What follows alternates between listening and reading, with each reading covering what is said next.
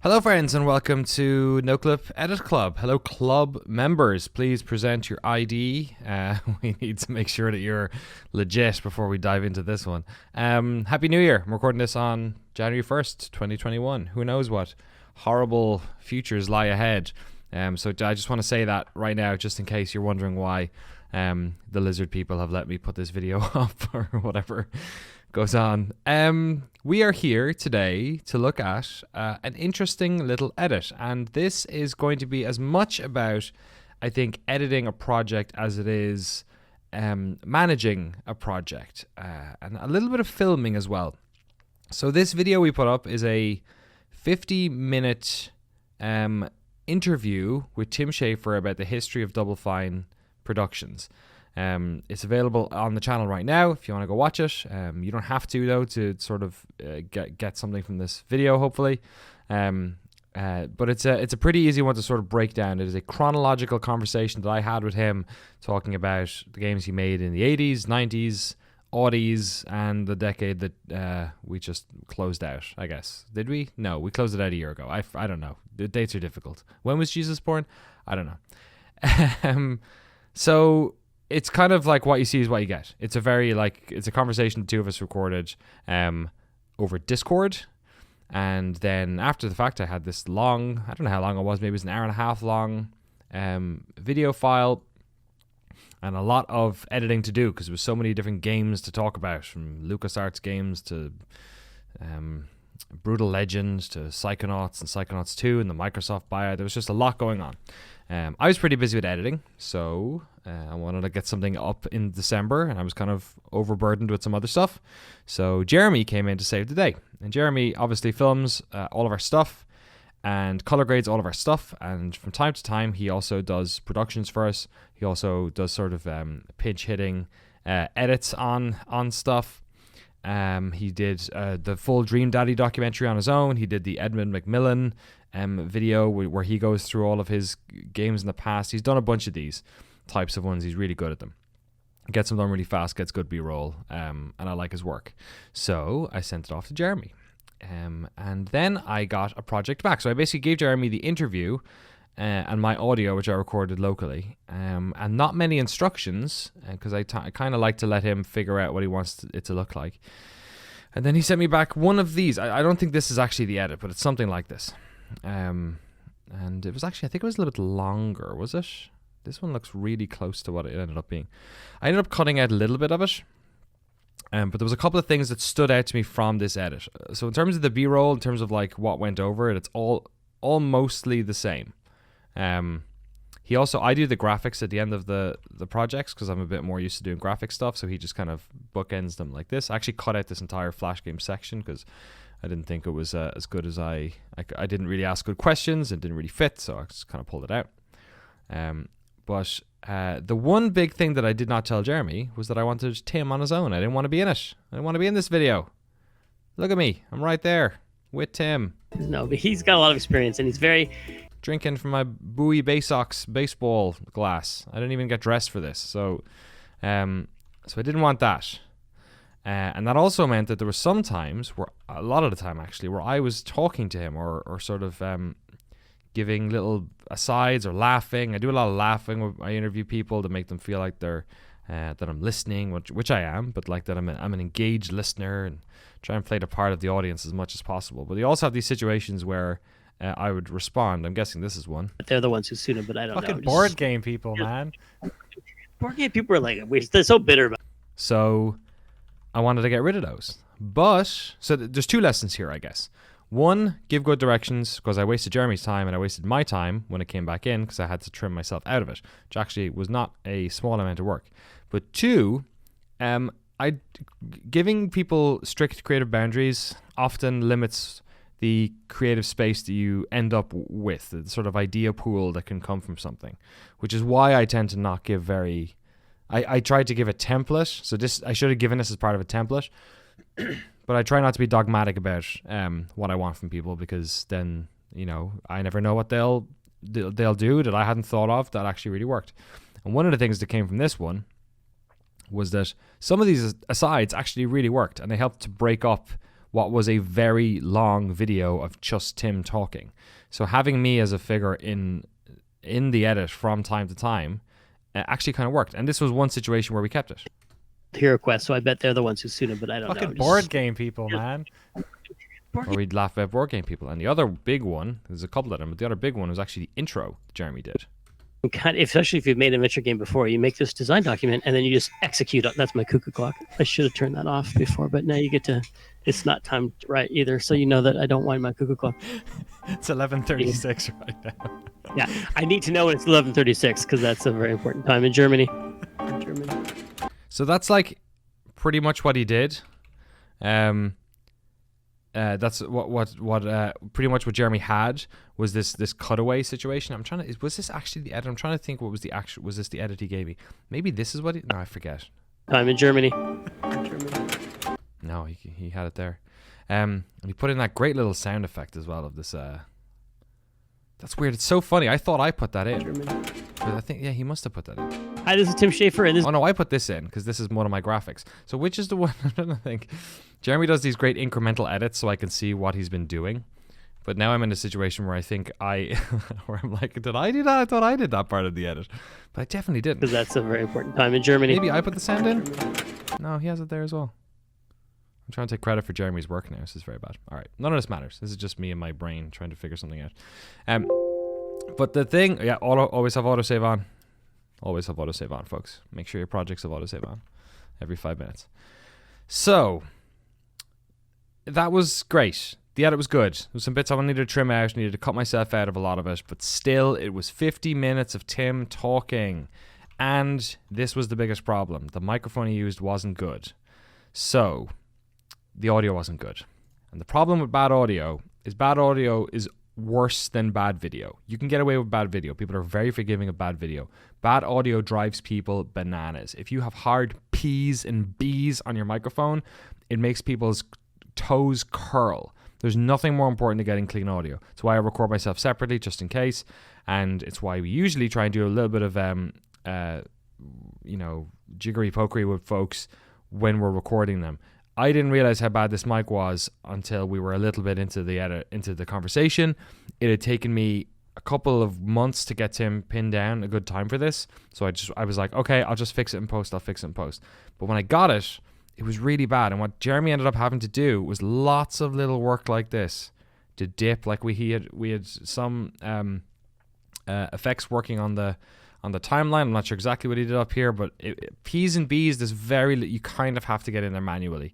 If somebody is speaking too hard on it and the microphone doesn't have compression, but it's sucking in a lot of audio. Like this is a rock band mic or something, or Konami mic. So it's like, what's the Konami one? Is it like Dance Revolution has singing? I don't know.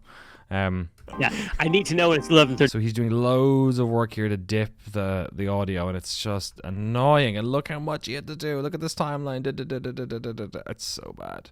So Jeremy did an incredible job on this. There were some parts where he chilled out, where he didn't need so much, but there was a lot of work and attention that had to be done on it.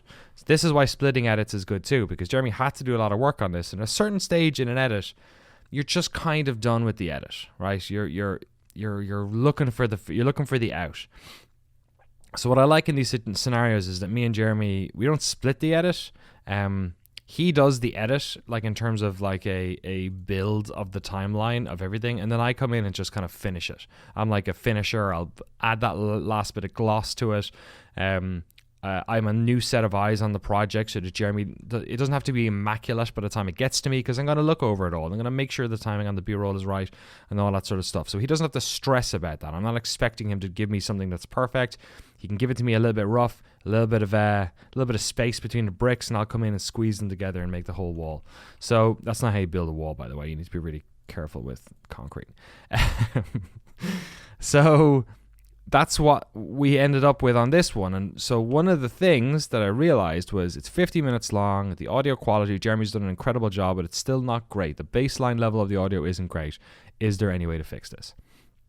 So what I decided to do, if you've watched the video rather, is take the conversation that we had and make it an analog thing. Just lean into it. Instead of having it be a Discord chat that we recorded that just had bad audio, just bad production, our fault. There's no way of fixing it. There's no way of like changing how the audience will feel. They just sat down. The video has 50 minutes on the timeline, and it starts, and the audio is shit. And they're like, "Nope, no way I'm watching this." So I had to do something to basically like fix the relationship between the viewer and the audio. What I decided to do was to pull it out entirely and to stick it on a TV. I'm now going to cut away because I actually recorded some video of me doing this in real life to show you kind of what the setup was and what my thinking was and why we were doing it. It's a little bit of repeating myself, but there's 2 videos you're about to see. One is earlier in the day when I started recording, and one is later in the day when I fixed a lot of the technical issues. So we're going to go to that now, and I'm going to talk to you on the other side. Okay, let's give my face some light here. There we go. Is that better? Okay. So I'm not sure how much I explained of this in the recording I will do after the fact once this is all done.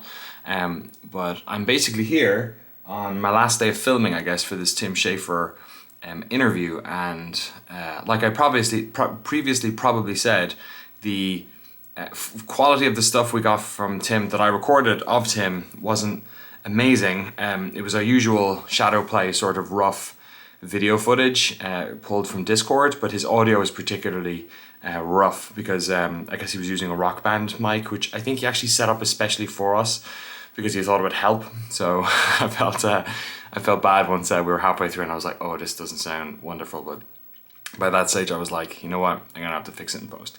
So that's what I'm doing. I'm fixing it in post, and the way I figured it out was to basically reimagine the interview in its entirety. I think I need to click onto Premiere here. So I've set up the workspace here on Premiere. Hopefully that should kick in. There we go. I've set up the workspace to use my second monitor as a monitor for program. So anything I do here is going to be sent directly to program. You're going to see loads of banding. That's the next thing I need to talk to you all about. So this is achieved relatively simply, just with some key pieces of equipment. I'm exporting HDMI out as normal. This is all running over here, this big black cable is HDMI out. And it's going into a converter here, which is just sending it into an AV signal. The AV signal is running into the back of this tiny little Sony Trinitron, which we used on the set of the old studio, but unfortunately in transit it actually got banged up pretty bad. It got dinged, it all came apart here. So I've kind of run with it and stuck stickers over it and put some Noclip shenanigans on it, and it kind of is evocative of our sort of VHS aesthetic. So this thing only has one input on. This is I have a bunch of these things. I have a bunch of like wireless televisions. I just love how snazzy and sort of I like the analog video feel. A lot of kind of fits in a lot with video game stuff. It only has one audio input, so we're just running the left channel, right? Wide is left, I think. Into the machine. Little TV. I always forget the name of that. Coax. Is that coax? I think. And it's going into this, which you are viewing with crazy. That's probably shutter actually. I'm not too adept with this new little camera, so I don't know exactly how to change the shutter speed on this. But to be honest, that's what I'm sort of fighting with at the moment, which is I have a little tiny little light here. I just need a little bit of light thrown up on this guy. I have two lights in the form of, well, three I guess, my two ceiling lights and my light at the back. These are all Philips Hue lights, which I'm able to control with an app on my phone.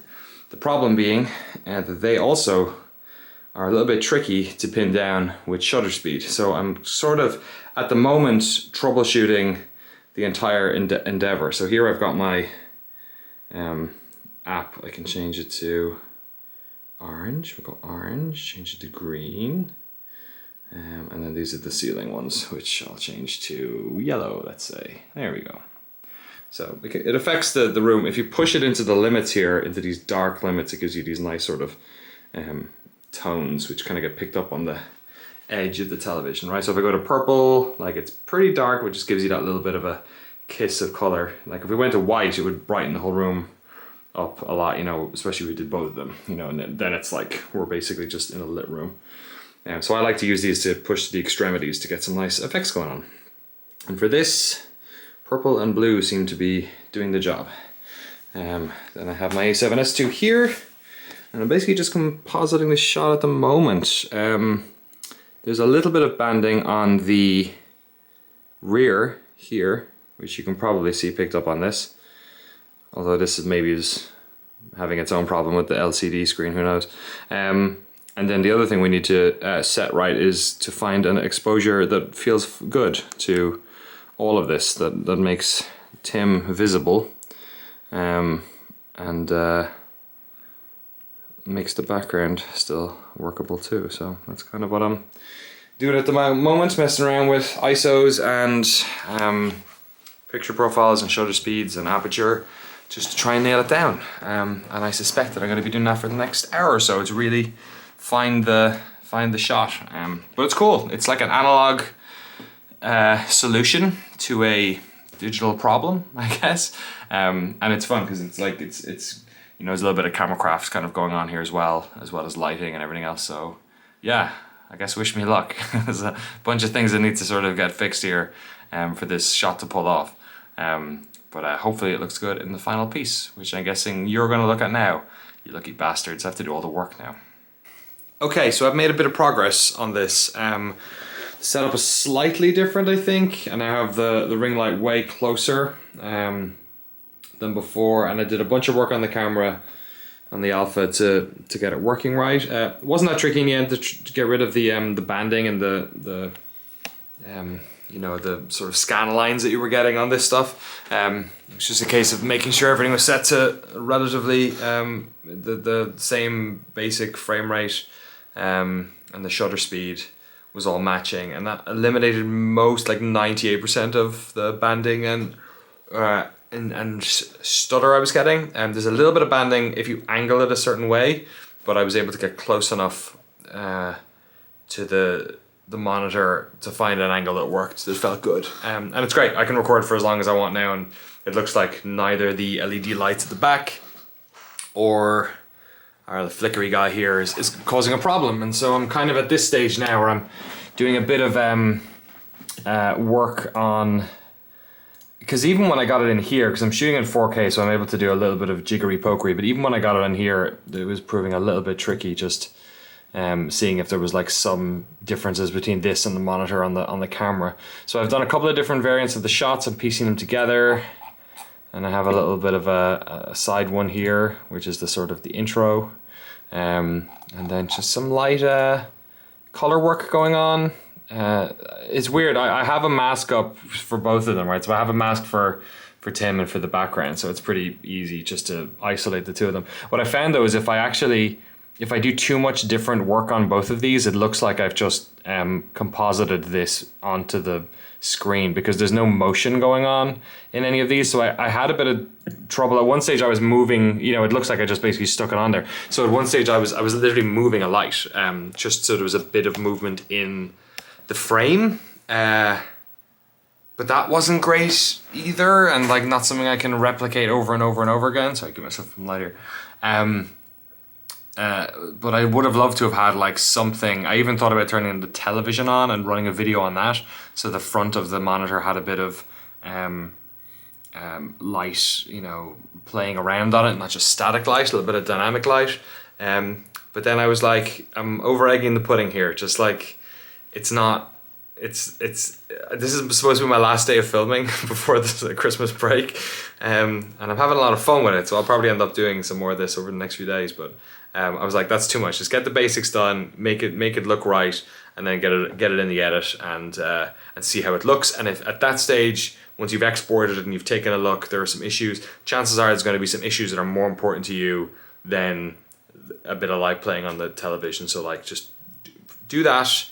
Put that in the maybe pile and then keep going. And I think that's an important part of some of these things, is that like you can, especially when you're having fun, you can keep playing with something over and over again. And then the cliff when it stops being fun is way higher, because you've just been like, woo! So I'm trying to save myself from a fall and make this project even more kind of I don't even need to do this. I could have just used Tim's fucking video and had a picture, just had it done a picture in picture like the flight sim stuff and done a little graphic. So yeah, that's my lesson for myself for today, is to quit while you're ahead, I guess. But it's come together really well. I'm having a lot of fun. Hopefully the finished product looks real good. Okay, so how I ended up in that video was that I basically had my setup. I was using the timeline to play stuff back. Obviously not like this, because then it would have the TV in it. I was playing it back like this, would probably full screen. So let's do that. Oh well, that's not going to work because these are custom zooms. But like I basically had like a video like this that was outputting to the television, and I was literally playing it. Had my camera on record, was playing this. It's not timed right either. So and recording it, and what I was ending up with then was this. this design document, and then you just execute it. That's my cuckoo clock. I should. And what happened was we actually ended up with audio that was better than how the video looked, right? So this is literally the video. So this isn't composited. This is literally the video playing back on the thing, right? I'm doing a digital zoom here. You can see up on the top is recording 4K, so we shitloads of resolution headspace on this whole thing. It's pretty good, right? You can push in that far. This is oh, I actually pushed in that far on the shot. That's cool. Yeah, so there's a little bit of movement. You can see it moving forward. And even this VHS transition that is, it's actually, oh, I actually have it on the lower timeline. The transition that happens in the screen is actually a transition that I did here. It's here. And you can cut, so especially if you've made a Mitcher game before. A digital VHS transition that is being outputted to a analog television, recorded digitally and put back into the timeline. And it totally works, right?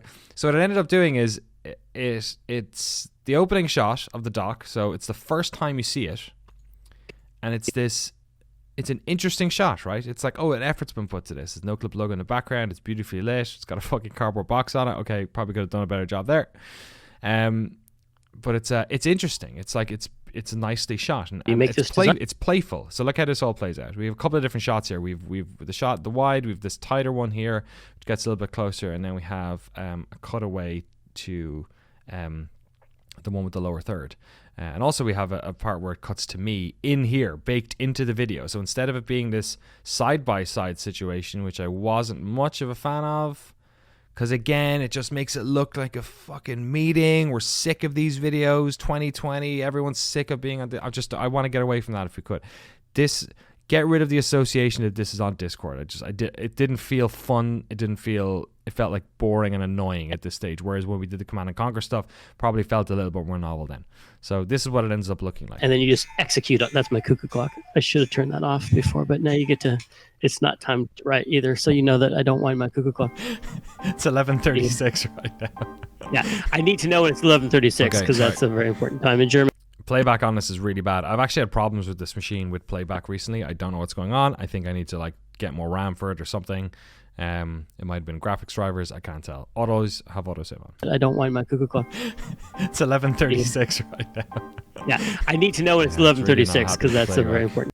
It's really not happy with the playback, especially with those effects playing underneath on this redundant timeline. That's probably doing it. I need to know when it's 11:36 because that's a very important time in Germany. And then this one.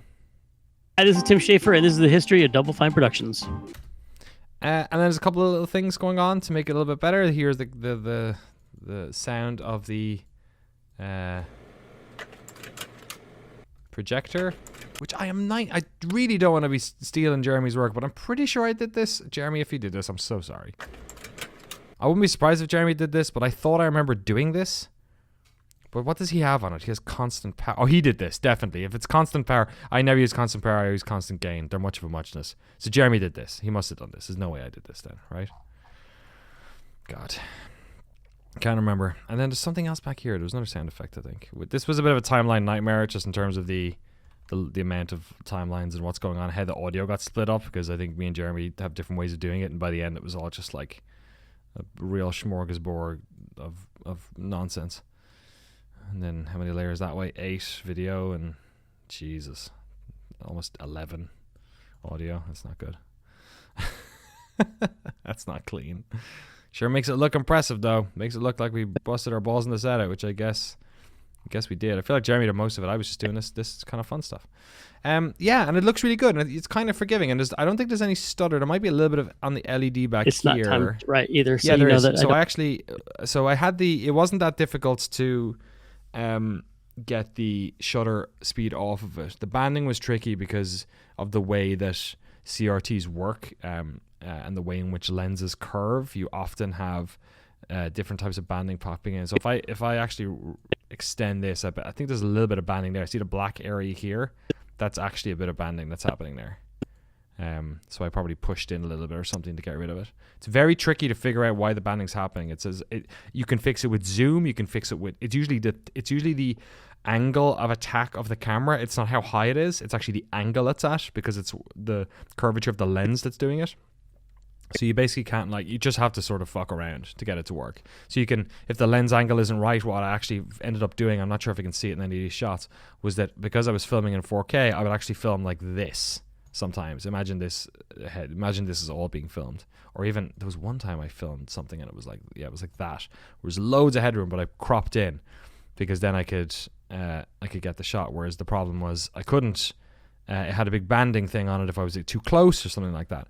But in terms of the shutter speed, which was the sort of like crazy shit that was going on, it was basically just setting the shutter at what was it? It was like it had to be divided by the shutter speed of the refresh rate of the television, which is 60 in NTSC, I believe.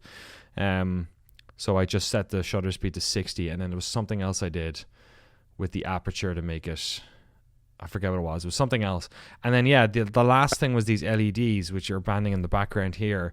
And I actually ended up liking them because it provided a little bit of depth, like a little bit of motion here that there wasn't here. So I really blasted this with light to try and make it stand out a bit more. Right, either. So you know that I don't wind my There's a Google little bit of it there. It's 11:36. And it's okay. It's fine. Like I'm okay with it. Maybe on this we'll see it. And you can cut, especially if you've made a adventure game before, you make this design document and then you just... And it kind of works. So I basically, I could not get rid of both of these because they were at different refresh rates, essentially. And I can only have one shutter speed on the camera. So I had to pick one or the other. But I ended up finding one that there was something I did with the aperture to basically offset this effect. I'm guessing I just set it super low so there was a bit more depth of field, and then up the ISO, although the Sony cameras are really good at shooting in low light anyway. But I found my it was 3 weeks ago now, so apologies, I can't recollect. Maybe it was 2 weeks ago. But yeah, I ended up liking a little bit of banding. It totally worked. So it was fun. It was a fun little project. And what I decided to do then was I watched through the video and I realized I took note every time it felt like it was boring, that I needed to mix it up a little bit more. Like the pace needed a little bit of a kick up the arse that I wasn't getting from the music or the cutaways or the graphics I put in between to bookend each chapter. Autosave. And I did a lot of videos at the start. Like games here. are art, and Ed's like, games are art. And then we shook hands and started this company. Signed the first deal, the first money we ever had coming in, besides my life savings, which came and went pretty fast in the first few months, was the contract we signed. And then I could use this full screened, and it felt clearer. It felt better. It didn't feel lesser. It didn't feel like bad footage because we didn't have like really well shot footage because you were used to looking at this shit. So then when I went to this, it was like, oh, this is great. Look how good this looks. And then I started using it like playfully. Like every once in a while, I would use because I was essentially using the program monitor to output. I wasn't just outputting, say, a video file of his interview and recording the whole thing and then lining it up and sticking it in. Because I was literally using program out. That meant that I could, like my preview monitor here, that means I could do really cool little cutaways like this one here. Worked on was Secret of Monkey Island. Well, I was a tester, not hired as a tester. Where the game pops up. I didn't have to cue that up. That's literally what's happening underneath it. This is what I played. I think I have to turn Tim's layer back on here, maybe. This guy. Oh. I had spent the 90s at LucasArts, or Lucasfilm Game. Where was I? I was here. It was here. Sorry. Was Secret of Monkey Island. Well, I was a tester, not hired. Oh, so I actually made a full screen in the final version. I guess I didn't have it here. It wasn't full screen. That was one problem, was that this whole thing outputted at 16:9 because I didn't have the timeline of this video was in 16:9 and I wasn't willing to have him be stretched or crunched, it would have looked worse, I think. So, and it was fine. It makes it look somewhat cinematic, I guess. Yeah, so it was really easy. Secret of Monkey Island. I could have a nice little cut. Like, how cool is that? Nice little Oh, was colour. it a tester? And it looks like it's something that would like take a lot of coordination to pull off, but it totally wasn't. It was this little Sony Trinitron was my monitor. Like, how ridiculous is that? It was super cool. I wish I could use it as my monitor all the time. And then, yeah, just put in I changed a bunch of music in it just for pacing wise. I do a lot of like dropping, like intentional audio lifts and new and like audio changes. Die Hard fans.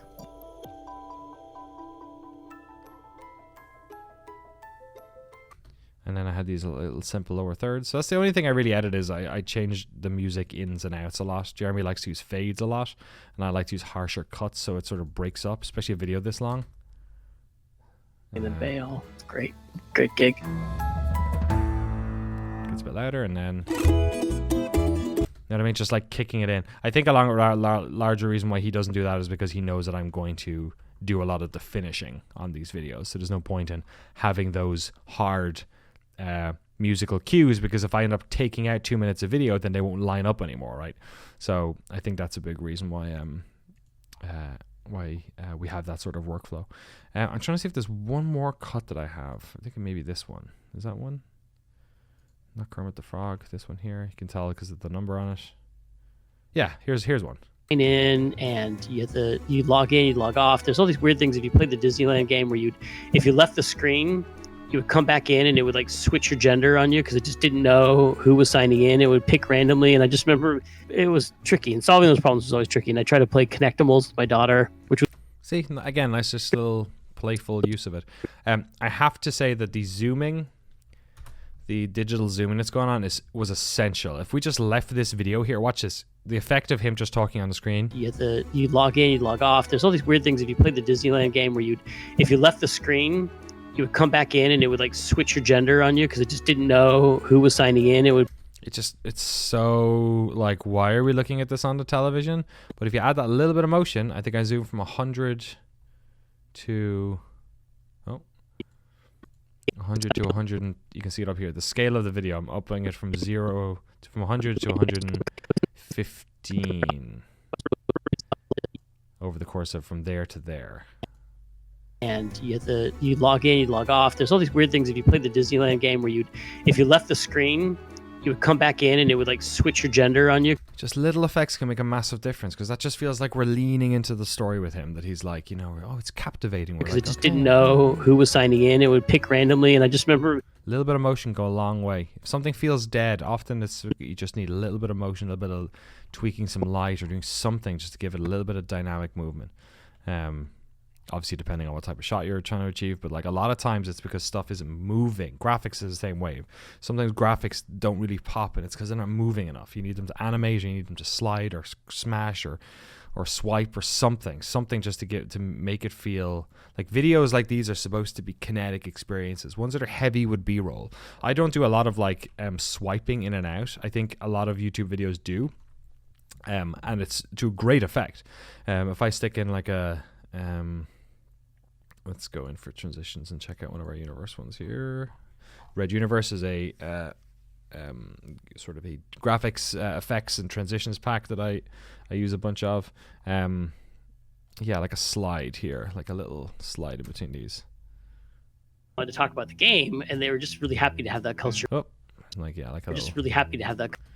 Or even just like your standard wipe is usually pretty good, or a slide. I'm a fan of like a normal ass slide, and they were just really happy to have that culture.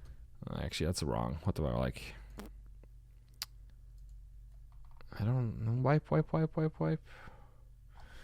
am I looking for? I'm looking for like a push. What is this? Push. Yeah, push.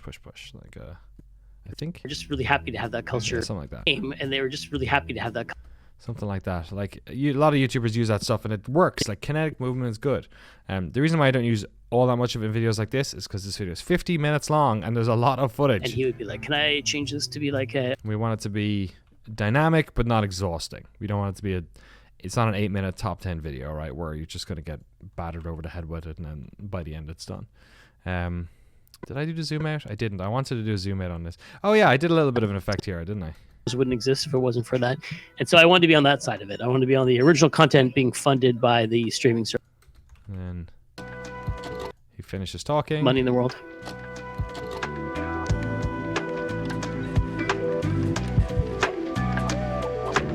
Just a little bit of something there, just to close it off, because the ending of the video wasn't that great. I didn't have him do anything. He didn't say anything that was like a closer, so I just kind of had to do something to make it feel like a closer. Added a little bit of VHS noise down here. A tape getting loaded in, or in this case, getting loaded out, I guess. And then, yeah, a little bit of a pop off there on the video, and that was it. That's kind of all I want to show you today. Is you know, apart from that, it's just a lot of hard editing work of putting in the right b-roll, sourcing the right b-roll. Like, this was all done by Jeremy, so I can't really speak to it all that much. But just, you know, doing the hard work to get the b-roll and making sure the timing's right. Masks and creepy visuals, and then one day he's like, wait, Russian dolls.